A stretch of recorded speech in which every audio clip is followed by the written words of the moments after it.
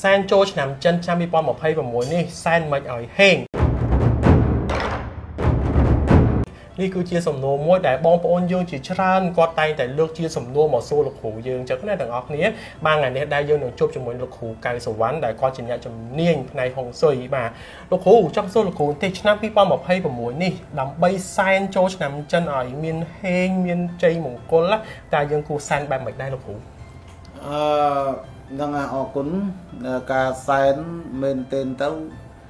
សែនយ៉ាងម៉េចក៏ហេងដែរអូបានលោកគ្រូហ្នឹងហើយព្រោះតាពាក្យថាសែនគឺយើងនឹកគុណកងម៉ាជាដូនជាតាបុព្វការីជនរបស់យើងទី1ណាហ្នឹងហើយទី2ទៀតបង្ហាញអំពីធនធានអូបានបង្ហាញអំពីធនធានដែលថាកូនចៅមានលទ្ធភាពក្នុងការសែនក្នុងការទិញរបស់របរយកមកដាក់ជូនគាត់អញ្ចឹងនៅពេលដែលគេហៅថាវិញ្ញាណរបស់មេដាបៃតាឬក៏បុព្វការីជននឹងមកឃើញគឺគាត់ឃើញពោពាសពេញនៅលើតុហ្នឹងគាត់ឲ្យពោយើងអូបាទឲ្យពោកូនឲ្យពោចៅទួតអញ្ចឹងទៅណាបាទអញ្ចឹងធ្វើមិនក៏ហេងដែរបាទហើយមួយទៀតគេថាចុះសែនធ្វើមិនកុំឲ្យឆុងអូបាទលោកគ្រូសែនអត់មានឆុងទេអូបាទសែនមានតែហេងបាទដោយសារអីនៅលើតុរបស់យើងគឺមួយតុហ្នឹងយើងមានមហូបបាទមហូបហ្នឹងគឺសាច់គោសាច់មាន់សាច់អីប្រភេទសាច់គឺធាតុដីអូបាទលោកគ្រូបាទហ្នឹងហើយយើងមានតាំងជាกระដាស់តាំងជាភ្លើងតាំងជាអីគឺធាតុភ្លើងបាទ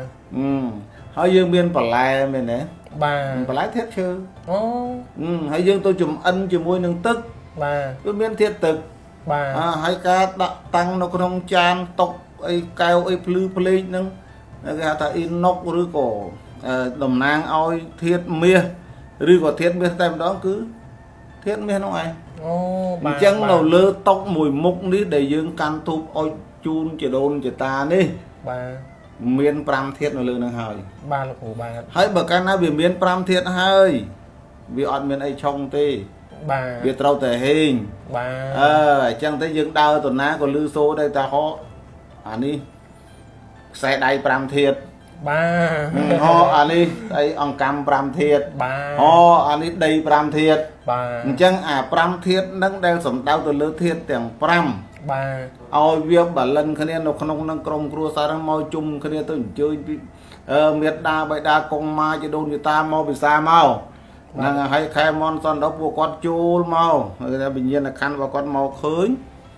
អញ្ចឹងមានន័យថាអូកូនចៅមានបានបាទលោកគ្រូឆ្នាំនេះកូនចៅរស់ស៊ីបានសុបាយចិត្តគាត់អបអរសាទរគាត់ឲ្យពរយើងជាកូនជាចៅសុខសប្បាយអញ្ចឹងទៅដូច្នេះបាទពាក្យថាសែនមួយម៉ាត់នេះវាអត់មានអីឆុងទេវាហេងទាំងអស់គ្នាហ្នឹងណាហ្នឹងហើយចុះកៅរបស់យើងលោកគ្រូអ្នកខ្លះគាត់ថាអញ្ចឹងឆ្នាំនេះយើងគួរពាក់អាវពណ៌នេះដើម្បីឲ្យហេងពាក់អាវពណ៌នោះអីចឹងលោកគ្រូតើចំតាប់លោកគ្រូវិញយល់បែបណាហើយមានពណ៌កំណត់អញ្ចឹងអត់លោកគ្រូបាទមែនទេទៅពណ៌វាចេះតែកំណត់ហើយទៅតាមរាសីណាអ្នកខ្លះគេត្រូវការទឹកត្រូវការឈើត្រូវការភ្លើងប៉ុន្តែសួរថាតើយើងបានរៀបចំមុនអត់អូបាទលោកគ្រូបាទហ្នឹងហើយទី2បើទោះបីជាយើងពាក់ពណ៌មិនត្រូវរាសីក៏ដោយបាទក៏មហូបនៅលើតុនោះវា5ធាតុហើយទៅហើយអូបាទអ្វីដែលយើងចង់បានក្រៃ5ធាតុហើយលោកគ្រូបាទហ្នឹងហើយដូច្នេះអានៅលើតុរបស់យើងវា5ធាតុហើយទោះបីយើងពាក់ពណ៌អីបាទក៏វាអត់សំខាន់ដែរសំខាន់គឺគេថាផលគេថាអំណាចបុណ្យកុសលនេះទី1ទី2ការពាក់ពណ៌នោះវាមិនពាក់ពណ៌នោះសំដៅលើពេលថ្ងៃមកថាឥឡូវយើងត្រូវការធាតុមាសយើងពាក់ពណ៌សអញ្ចឹងអាពេលដែលពលឺព្រះអាទិត្យវាចាំងមកបាទចាំងមកប៉ះអាវហ្នឹងវាផ្លាតទៅវិញបាទផ្លាតហ្នឹងគេហៅថាពន្លឺធាតុមាសហ្នឹងវាមកប៉ះយើងបាទលោកគ្រូបើយើងអត់ត្រូវការទេវាសយអូប៉ុន្តែពេលយប់បាទពេលយប់មានស្អីមកប៉ះបាទលោកគ្រូពេលយប់មានន័យថាធម្មពលល្ងិតយើងជិះឡានពណ៌អីក៏អត់អីបាទពេលអាវពណ៌អីក៏អត់អីអត់មានបញ្ហាអីទេពេលយប់ណាអញ្ចឹងវាសំខាន់ណាស់ពេលថ្ងៃដែលយើងពន្លឺព្រះអាទិត្យមកប៉ះយើងទេប៉ុន្តែពេលហ្នឹងវាអត់មានអីប៉ះដោយសារយើងទី1យើងនៅក្នុងផ្ទះបាទទី2យើងកំពុងតែសែននៅក្នុងវត្ថុដែលមាន5ធាតុអូទី3យើងកំពុងតែត្រូវបានកុងម៉ាបាទជីដូនជីតា បបការឯជួនឲ្យពូយើង អូបាទបាទលោកគ្រូ ដូចនេះពាក្យថាឆុងគ្មានទេ អូបាទលោកគ្រូចុះមានសំណួរមួយទៀតគេបានលើកឡើងលោកគ្រូគេថាចេះឆ្នាំហ្នឹងគេឆ្នាំឆុងគេថាចេះគេខ្លាចគេសែនហ្នឹងទៅអាចនឹងឆុងគេដែរលោកគ្រូតែអាហ្នឹងមានអត់លោកគ្រូឬក៏មិនយ៉ាងម៉េចដែរលោកគ្រូបាទ នៅក្នុងហុងស៊ុយបែបវិទ្យាសាស្ត្រគេអត់បាននិយាយថាអ្នកដែលឆុងហាមសែនទេ អូបាទបាទ តែគេអាចថាមិនឆុងក៏ដោយគេហាម បាទ ហាមទី1ហាមចាក់បំពងសំលេងលន់ខ្លាំងខ្លាំង អូបាទលោកគ្រូ ទី2ហាមដុតផាវ បាទ ដុតកំជ្រួច បាទ ដែលវានាំឲ្យរង្គើវានាំឲ្យគេថាក៏ក្រៅធម្មពលណា បាទលោកគ្រូ មកប៉ះអាហ្នឹងវាមិនឆុងតែយើងវាឆុងដល់អ្នកជិតខាងយើងនឹងទៀត អូ តែសម្រាប់បុគ្គលថាឆ្នាំហ្នឹងហេងឬសយឆុងឬមិនឆុងឲ្យសែនឬមិនសែនហ្នឹងក្នុង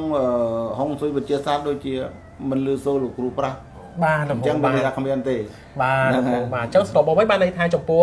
ការសែនបាទដើម្បីសែនឲ្យហេងសែនឲ្យមានជោគលាភបាទគឺអ្នកទាំងអស់គ្នាសែនមហូបដើម្បីឲ្យមានធាតុទាំង5ហ្នឹងគឺមានតលយៈភាពគ្នាបាទហើយចំពោះពណ៌កៅអៅពណ៌អីជាដើមហ្នឹងបងប្អូនទាំងអស់គ្នាមិនបាច់កំណត់ក៏បានដែរស្រឡាញ់ពណ៌អីពាក់ពណ៌ហ្នឹងបាទហើយចំពោះដែលសម្រាប់ការឆុងវិញអ្នកដែលឆុងក៏មិនជាបញ្ហាអីដែរទៅសែនបានធម្មតាប៉ុន្តែហាមជាមួយនឹងការ